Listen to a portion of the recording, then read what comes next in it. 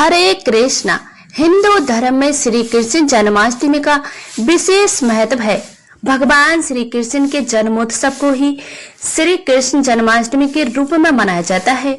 धार्मिक मान्यताओं के अनुसार भगवान श्री कृष्ण का जन्म भाद्रपद के माह की शुक्ल पक्ष की अष्टमी तिथि को और रोहिणी नक्षत्र में हुआ था। इस दिन का उत्सव बहुत ही धूमधाम से मनाया जाता है और भक्त भगवान श्री कृष्ण के बाल स्वरूप लड्डू गोपाल की पूजा करते हैं।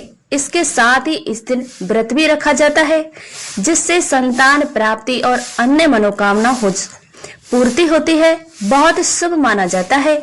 ऐसी मान्यता है कि जो भी इस सच्चे मन से भगवान श्री कृष्ण की पूजा करता है, उपवास रखता है, उसे इस संसार में किसी भी चीज का कोई भी अभाव नहीं रहता है और अंत में वह व्यक्ति मोह माया से बंधन से मुक्त हो जाता है, अर्थात उसे मोक्ष की प्राप्ति होती है।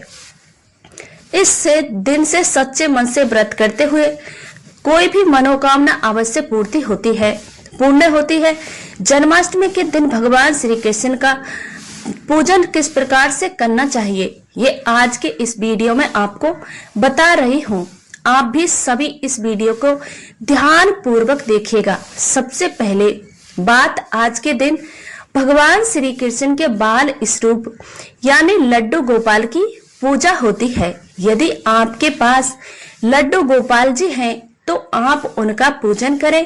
यदि आपके पास लड्डू गोपाल जी नहीं हैं तो आप उन्हें आज के दिन अपने घर पर ला भी सकते हैं, यानी कि बाजार से आप लड्डू गोपाल जी खरीद कर भी ला सकते हैं। यदि आपकी सामर्थ्य नहीं है तो आप लड्डू गोपाल जी की सेवा करने में असमर्थ नहीं हो तो आपके घर में भगवान श्री कृष्ण के बाल स्वरूप की तस्वीर हो तो आप उनका पूजन कर सकते हैं। ऐसा भी ना हो तो आप भगवान श्री कृष्ण के युगल रूप की पूजा कर सकते हैं और या फिर भगवान विष्णु की भी पूजा कर सकते हैं, जिसमें आप भगवान श्री कृष्ण का ध्यान पूजा करते समय करें। जन्माष्टमी के दिन की प्राप्त काल सूर्य उदय से पहले उठकर स्नान दाई करके साफ पीले, गुलाबी या सफेद वस्त्र धारण करने के चाहिए। इसके बाद पूर्व या उत्तर दिशा की ओर भगवान श्री कृष्ण की सोने, चांदी और तांबे, पीतल या फिर मिट्टी की जो भी असंभव हो मूर्ति या फिर जो लड्डू गोपाल या भगवान का चित्र उनके पालने में आप स्थापित कर सकते हैं। पालना ना हो तो चौकी पर भी आप उनकी स्थापना कर सकते हैं। इस दिन भगवान श्री कृष्ण को नए वस्त्र अर्पित भी किए जाते हैं और नए वस्त्रों में भी पीले रंग के वस्त्र अर्पित करना बहुत ही शुभ रहता है। इसके बाद भगवान श्री कृष्ण को पीले पुष्प चढ़ाकर उनका पूजन करना चाहिए। आज के दिन भगवान श्री कृष्ण के मंदिर में जाकर भगवान श्री कृष्ण को पीले फूलों की माला चढ़ाए और मंदिर में पानी वाला नारियल चढ़ावाला और नारियल भी चढ़ा सकते हैं। इस दिन भगवान श्री कृष्ण के इस मंत्र का भी अधिक से अधिक जाप करना चाहिए। द्वादश श्री कृष्ण मंत्र है ओम नमो भगवते श्री गोविंदाय। भगवान श्री कृष्ण का विशेष मंत्र है ओम नमो भगवते वासुदेवाय नमः और हरे कृष्णा।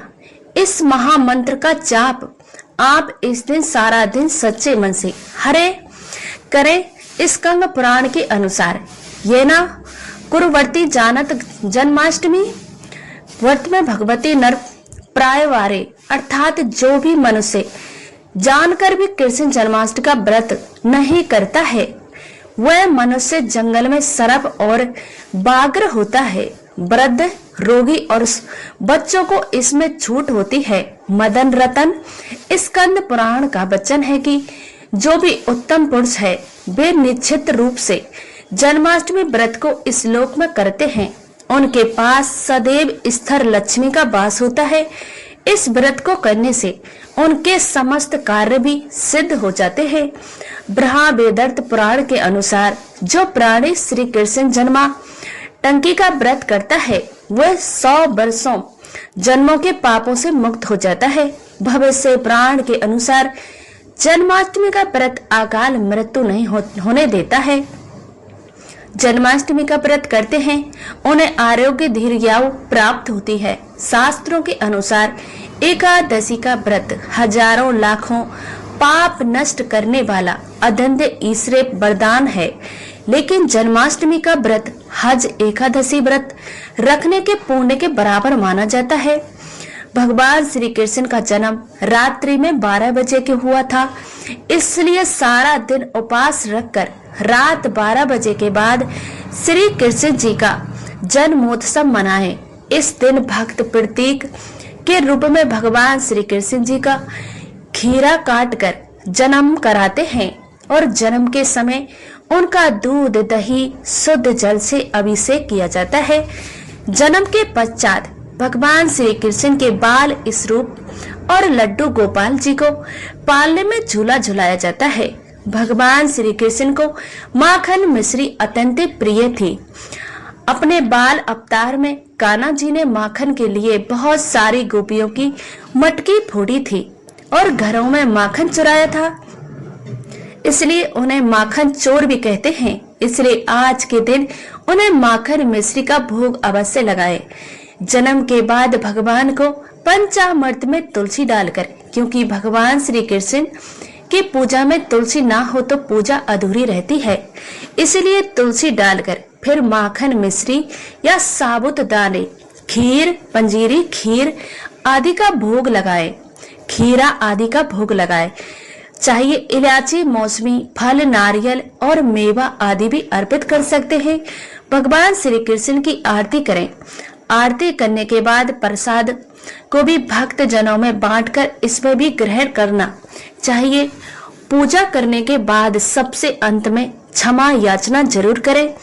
जिन्होंने व्रत का संकल्प लिया हो या जिन्होंने भी आज के दिन भगवान श्री कृष्ण का जन्म कराया हो, वे हाथ जोड़कर आंखें बंद करके भगवान से सच्चे मन से क्षमा याचना करें। अगर किसी प्रकार की कोई भी दृष्टि हो गई हो तो उनके लिए भगवान को आपको क्षमा कर देते हैं। अगर आपने जन्माष्टमी के दिन कलश की स्थापना की हो तो अगले दिन सुबह सूर्य उदय होने पर जो बचा हुआ है जल है उसे अपने घर में छिड़कने के बाद किसी खाली गमले में या किसी पौधे में वर्जित कर देना चाहिए। बची हुई पूजन सामग्री जैसे कि बासी पुष्प या अक्षत आदि का भी विसर्जन कर दिया जाता है। और जो लोग जन्माष्टमी के दिन रात में 12 बजे के बाद अन्न ग्रहण नहीं करते हैं, वो केवल फलहार करते हैं, उन्हें अगले दिन सूर्य होने पर व्रत का संपान भी करना चाहिए। उससे पहले आपको भगवान श्री कृष्ण को भोग लगाना चाहिए और उसी को प्रसाद के रूप में ग्रहण करके सात्विक भोजन से अपना व्रत पूर्ण करना चाहिए।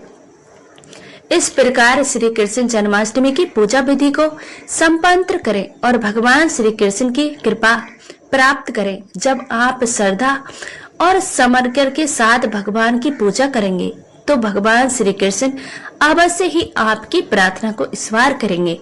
जन्माष्टमी के दिन भगवान श्री कृष्ण के कुछ विशेष चमत्कारी मंत्रों का जाप सच्चे मन से करने पर मनोकामना शीघ्र ही पूर्ण होती है। ये मंत्र हैं: कृंक कृष्णाय नमः, ओम देवी की नंदा विहाय, वासुदेवाय धीमहि तनो कृष्णा प्रचोदया, ओम किलंकम कृष्णाय नमः, गोकुल नथाय नमः। आज के दिन भगवान श्री कृष्ण की पूजा करते समय भगवान श्री कृष्ण को शंख से अभिषेक करा करना चाहिए। इसके अलावा पूजा करते समय आप घंटे और शंख की अवश्य बजाएं। खास तौर पर जब आप रात को 12 बजे के आप भगवान का जन्मोत्सव करा रहे हों तो उस समय आपको घंटे और शंख की ध्वनि अवश्य करनी चाहिए।